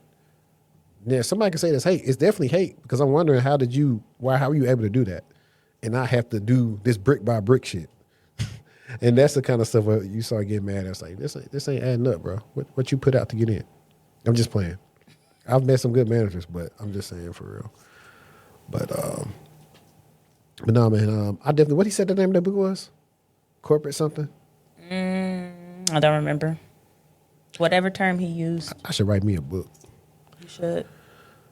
Well, I do. I got my ebook. I need to read. I'm updating it actually for 2026, just to make sure whatever I said in there still lines up from 2021. Okay, this is your video. Let me find it.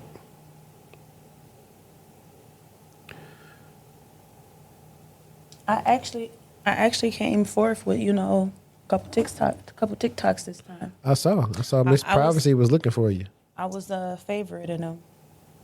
Does she live here? I don't know her. I thought you did. I mean, I think she followed both of us. So I mean, I think I do, but I don't. I was like, you kind of know somebody from like they was on you, but I don't know them like that. But I was like, yeah, she ain't been tapped in. I was like, look at you posting some pre-recording stuff. You know what I mean? It was late.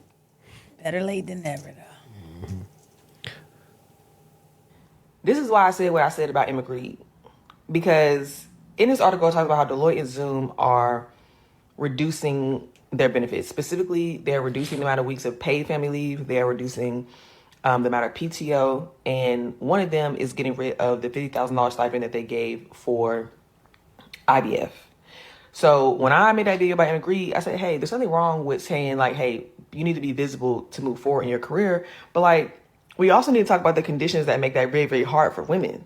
And I think I quoted a study in that video about how most people in general do not have access to paid family leave. And before y'all get in my comments saying, oh, it's okay, FMLA is unpaid, babes. FMLA is unpaid. These are paid benefits that the companies were providing that they're no longer providing. The other point I want to make is that I think these companies are using AI as an excuse to just get rid of a bunch of shit.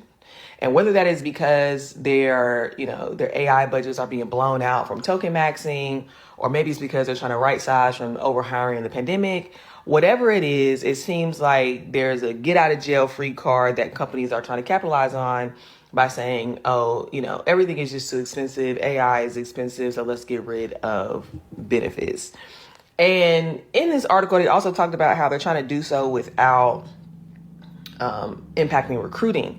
But the most harmful part about this is that when big companies do this, usually everybody else follows thereafter. And so my concern is that we are about to see this domino effect of reduced benefits, but higher expectations of output because of AI. And we should all be very, very concerned. That was yours. So what did you feel about that? I felt sad. I did. I felt sad because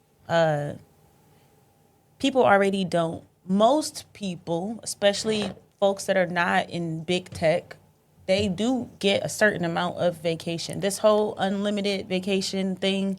It's a scam. But it does not apply for a vast majority of people in the world. And so let's just say you got 20 days. Now we're talking about what? You're going to get 15 days now? 10? I don't know we don't know the numbers, but the fact that we're not providing more moments of relief when folks need them. Times are harder, families, kids, just pets. There's so many different things, benefits. People are paying for these benefits out of their own pockets, and those premiums just keep increasing. It's awful. It's terrible, and I just wanted to talk about it. Yeah, funny enough, when you were talking about PTO. Unlimited PTO is a scam too, because most companies, if you've got unlimited PTO, that means when you leave, they don't have to pay you for what you didn't use. So that's where it's like, the pro is, okay, cool, because most people are scared to take off. Shoot, when I had unlimited PTO, I was definitely taking off. I have it, and I don't really take that much time off, for real. Well, I think your job is a little bit different. Like for me, like as long as my stuff, I didn't have deliverables. My stuff was more operations based. But if you have deliverables, as long as they are knocked out beforehand, I think shoot is fine. Shoot, take off a week every month if you got to. Shoot, take off every Friday if you can. Like, why not? You gave it unlimited. Like if at the point you just got to force them to say. And then I think about like when I was working in like customer service and like those type of jobs, and just the already little amount of vacation that I got. And let's just say I'm a girl who got to go to the doctor. Sick time and PTO. And I'm a girl who need to go to the dentist, and I need to go to the eye doctor. Those are 3. Who said I can get that done in one day? Blessings on you if you can, but that might be 3 separate visits. Don't let me just get sick. And that's don't let them not be not next to each other. You know what I'm saying? And so just thinking about those small moments, or your baby graduating, right? You got to take that off. Can you even take it off? Don't even remind me. Don't even say nothing about is it a blackout period? Don't even say nothing about graduation. You know I didn't make either one, except my brothers. Oh, I didn't know you didn't make both. Yeah, remember I had to lay over in ATL. I do remember that. So I didn't get back until morning time, and her graduation was already over.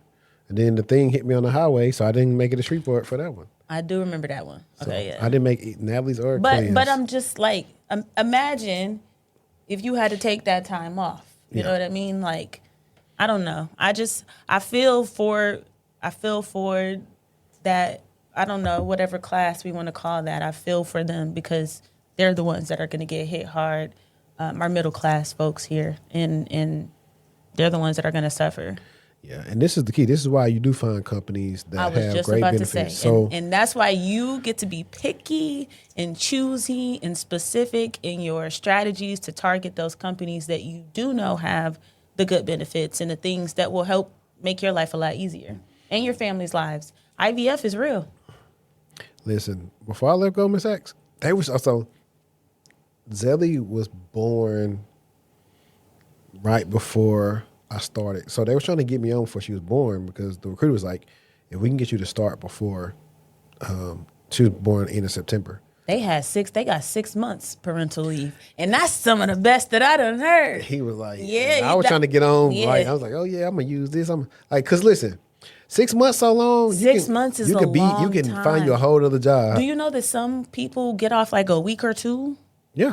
Not even the company at the time. 6 weeks, because you're supposed to take 6 weeks to recover as a woman per your doctor, right? But you might not even have those full 6 weeks off. Yeah, because you got to think about it too. A lot of women, when they are dealing with this, some of them scared of being fired, so they're trying to get to work as fast as can. And I was just going to say, and some of them are even scared to tell the job that they're pregnant. Yeah.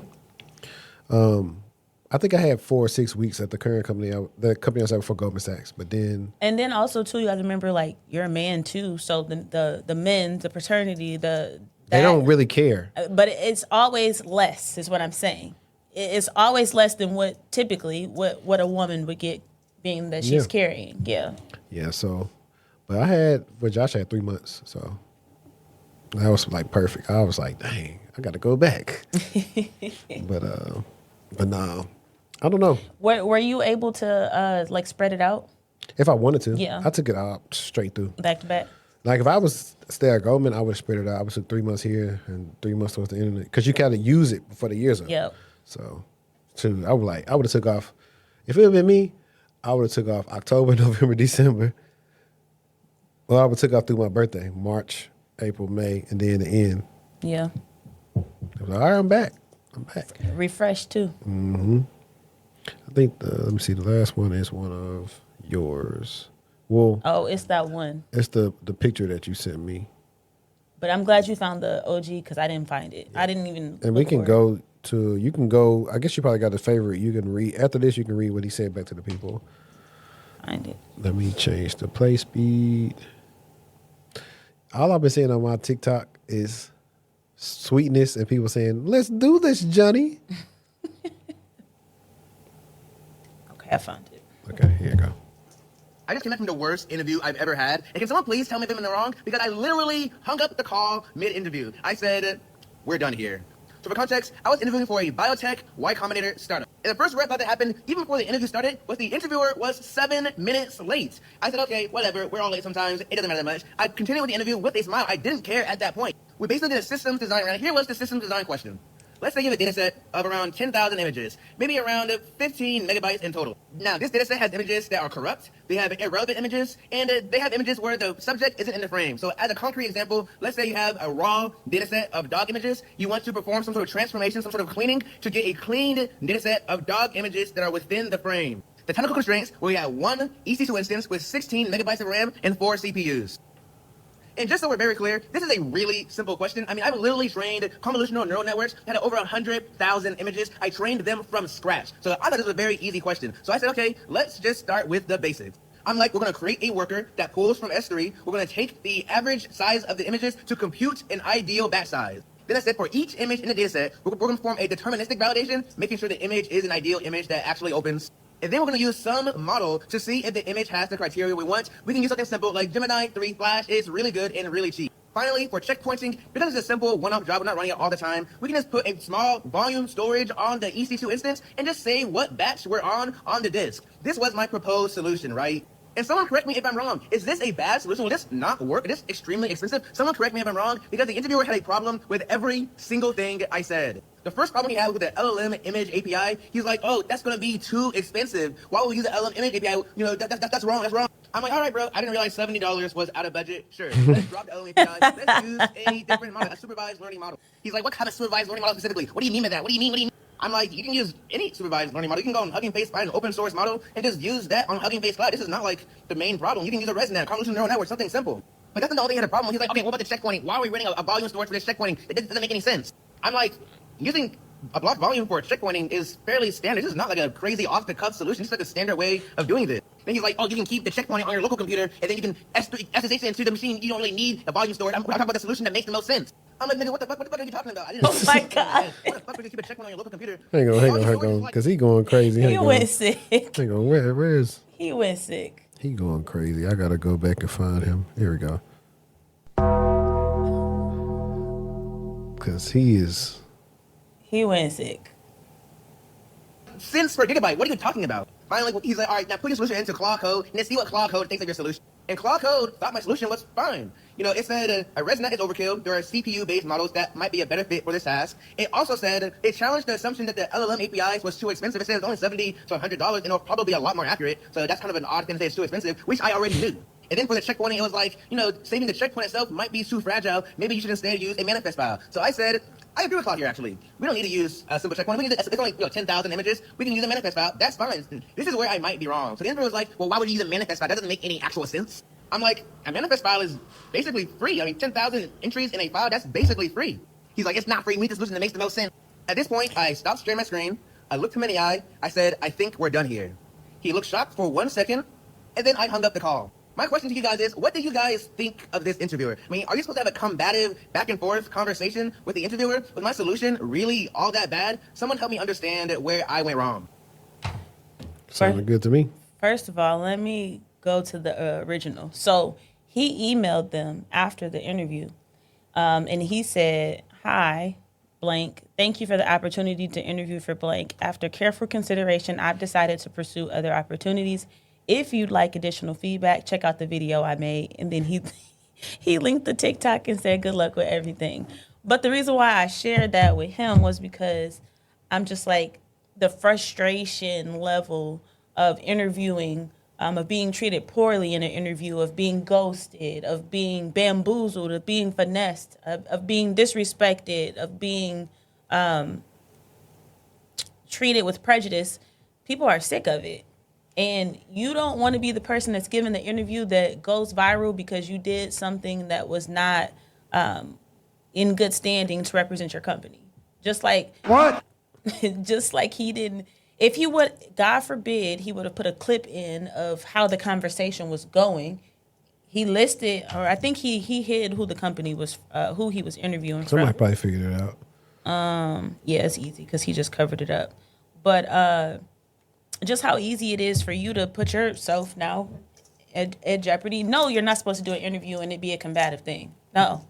Yeah. Absolutely not. He probably was feeling like this after Cloud agreed with him with most of the solution. What do you mean by that? I'm like, bro, he was going in. Now I definitely would have stopped it too, because I'm like, fam, I'm not here to argue with you. Yeah, and it just creates a poor experience. Why would I want to work for you if this is how y'all treated me in the interview? But so prime example. I'm glad that he said that, because that is how my client said the CISO did her. Had a problem with everything they said. This or that. He asked her a question about something. She said, well, truthfully, I wouldn't be able to give you the best answer until I was in your environment for probably 1 to 3 months, because of the solution you asked me for is very specific and tailored based on what your company needs. Mm-hmm. And he was combating everything she said and acting like she was just bothering him and all the other whole bunch of stuff. I was like, so that reminded me of that. Like, you know what? The phone over there. I'm gonna let you read what she sent them people after the interview, because they gave her a rejection. I forgot what it was, but like she read them their rights in so many words. And that is becoming more of what people are doing, especially if they feel like they're being disrespected and their time is being wasted. That's how I felt. People are putting a lot of effort. Most people, especially good candidates, are putting a lot of effort into prepping for this interview to give you their best. You know? Exactly. Especially, I know I got mad one time. I was like, I knocked y'all assessment out the park. I talked to this dude, and then nothing back. I'm like, bro, y'all be having people waste their time. Like, I'm not the one. And then it's yes, your time is wasted, but just think about emotionally. You don't have a job. I'm looking for a job. Well, I think that dude had a job. I'm just talking about the people. I'm talking about the people who don't. Oh yeah, no, it's even worse. It's even worse for them. Because you're getting your hopes up. This might be my moment. This might be for me. Mm-hmm. Yep. But I think we have made it to the end. I know we want to wrap up. I meant to do this in the beginning in some type of way. It's my fault because we don't have our stuff written over there. But we were supposed to briefly talk about the book signing. Hey, how did you like it? I think we all liked it. I had a ball. I liked the punch. The tequila punch was good. The food was good. I should have got some more food. I didn't want to be doggish up there. You should have, because it was a lot of food. Oh, see, I didn't know. Yeah. I didn't know. I was trying to make sure everybody else got some. No, it was more than enough food. It was good. We got to see, your auntie is like your twin. Literally. Mm-hmm. How about you didn't meet my mom? That's what's crazy. I asked my mom, I was like, did you talk to HD? Because I was doing so much. She was like, no. I'm like, man, what? Yeah, I didn't. I was You probably didn't even know. I didn't. I was over there. It was like we was kind of like all like mobbed up or whatever, like talking to everybody. We need to get your friend on the show. She play all day. No. Who? The one that I think he went to school with you. Sean. Yeah, I got to meet him and his wife. And his wife was from New Orleans, and he was talking about he had some job where he had a dog and a gun or something. I don't know. Verizon. Yeah. So I was like, we need him because he got some good stories. He definitely done has some really different jobs in the tech space. Yeah, and we were talking about we were all in agreement on like how them other people be messing our interviews up. That's all I'm gonna say. Yeah. Because sometimes these interviews get in the wrong hands. But no, it was great. Did you smell the body oils? Yeah, they smell great. Thanks. I meant the funny thing is you gotta shout out my shirt, even though y'all can't see the back. The back is where the magic happens. Why you just don't show them the shirt on camera? I don't think they're gonna be able to see the back. Yes, they will. I don't think so. Hold on. Let me try to turn around. Like, how they not gonna see it? I don't know. Can you see it? Yeah, all you gotta do is just stand up. They'll see it. Like up? No, just like cause the way is yeah, they can see it. Cyber security for the culture. They see it. Yeah, y'all. And then of course books.